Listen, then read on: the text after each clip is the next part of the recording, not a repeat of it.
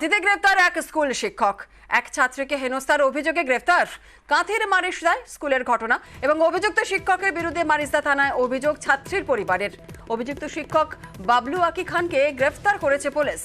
মুখ খুললে খুনের হুমকিও দেওয়া হয় বলে অভিযোগ।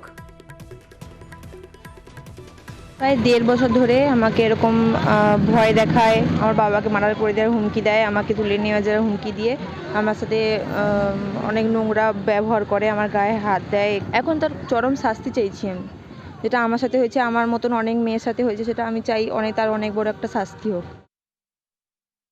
প্রচুর ভয় দেখিয়েছে এর, এবং ব্রেন ওয়াশ করিয়ে ভয় দেখিয়ে এমন করেছে। আমি চরম শাস্তি চাইছি। এরকম নোংরা একজন মাস্টার মশাই স্কুলে গেছে কি জন্য? পড়াশোনা করতে। ছাত্রী মাস্টার সম্পর্ক থাকবে, কিন্তু আমি চরম শাস্তি চাইছি ওনার।